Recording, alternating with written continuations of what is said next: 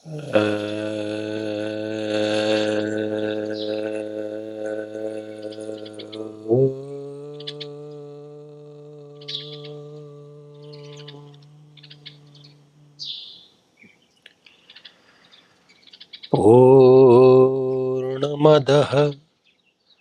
पूर्णमिदं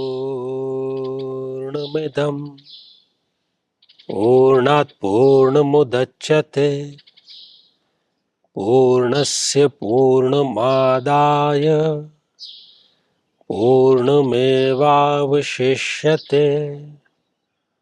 ॐ शान्तिः शान्तिः शान्तिः।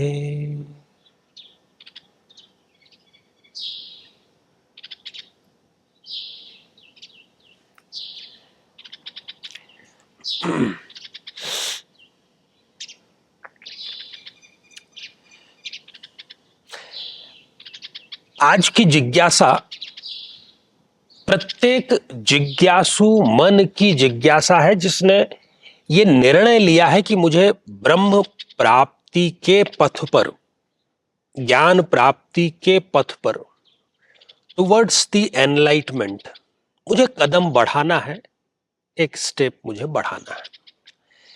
तो सबसे पहला प्रश्न उसके समक्ष ये आता है कि इतने सारे मार्ग हैं, तो उन सभी मार्गों में से मेरे लिए कौन सा सर्वश्रेष्ठ है? क्योंकि ऐसा तो हो नहीं सकता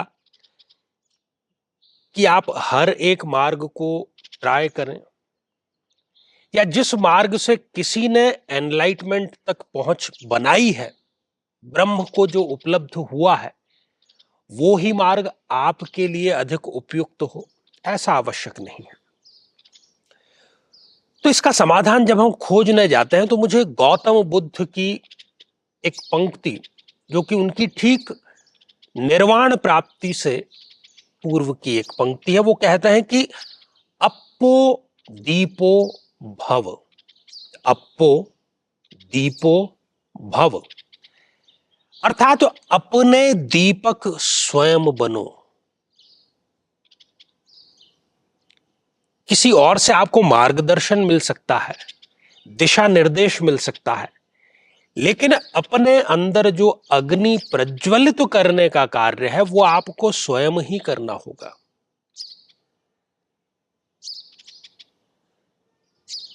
जैसा विद्यालय में होता है कि 10वीं कक्षा जब आप पास कर जाते हैं तो आगे के लिए आपको एक विषय चयन करना होता है। आप कॉमर्स लीजिए, आप साइंस लीजिए, आप आर्ट्स लीजिए, आप अपनी रुचि के अनुसार कोई भी विषय ले सकते हैं, अपने ध्येय के अनुसार कोई भी विषय ले सकते हैं।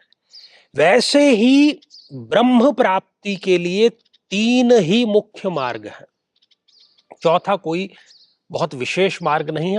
मार्ग तो 3 से अधिक भी है, लेकिन मोटे तौर पर 3 ही मार्ग है। अब इन तीनों मार्गों में जो सबसे पहला मार्ग है वो है ज्ञान मार्ग। और ज्ञान मार्ग किन लोगों के लिए उपलब्ध है? जिनका मस्तिष्क अति सक्रिय है, जिनके मन में क्यों कैसे ये प्रश्न बहुत अधिक आते हैं, जिनके जीवन का आधार ही मस्तिष्क है, ज्ञान है, अन्वेषण है, खोज है, उनके लिए ये ज्ञान मार्ग ब्रह्म प्राप्ति की उपलब्धता का सर्वोत्तम मार्ग होता है। लेकिन सभी मार्ग, जैसा कि कहा, कि हर एक व्यक्ति के लिए नहीं है, और हर एक व्यक्ति मस्तिष्क से उतना सक्रिय होता भी नहीं है। तो अन्य लोग क्या करेंगे? तो दूसरा भी एक मार्ग है, और वो दूसरा मार्ग क्या है साथियों? वो दूसरा मार्ग है भक्ति मार्ग। और भक्ति मार्ग का हमारे शरीर के हृदय से, मन से सीधा संबंध है। जो भावना प्रधान जीवन जीते हैं, जो जरूरत से ज्यादा इमोशनल सेंटिमेंटल है, उनके लिए यह भक्ति मार्ग है।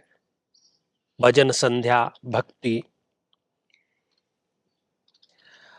तीसरा एक मार्ग है, और वो मार्ग है इंद्रिय प्रधान कर्म मार्ग।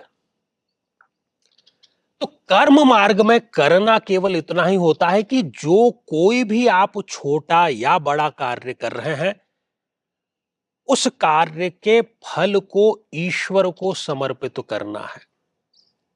उस कार्य को हाथ में लेते समय, कार्य करते समय कभी भी मन में उसके फल के प्रति आसक्ति का विचार जो है वो नहीं आना चाहिए।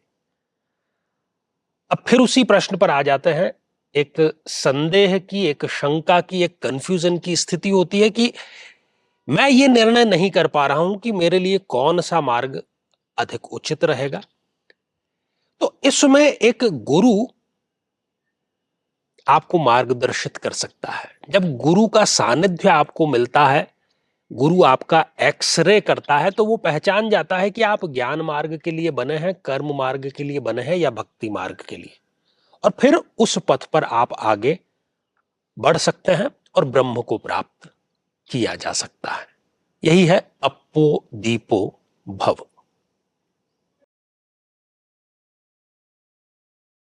84 लाख योनियों में भटकने के बाद कहीं जाकर ये मानव शरीर मिला है, और जिसे हम भोग, वासनाओं और विलास में व्यर्थ दमा रहे हैं, जिसका सुनिश्चित परिणाम दुख और पछतावा है ही। जब तक जीवन है, सुख और दुख का ये क्रम तो चलता ही रहेगा, लेकिन गुरुदेव के आशीर्वाद से आप सदैव आनंदित, हर्षित और प्रसन्न बने रह सकते हैं। ये एक पुनर्जीवन के समान है। परम पूज्य गुरुदेव आचार्य चंद्रकांत जी से गुरु दीक्षा प्राप्त कर अपने जीवन को सार्थक बनाएं, ताकि आपको अलौकिक, पारलौकिक और सांसारिक सभी सुखों की प्राप्ति हो सके।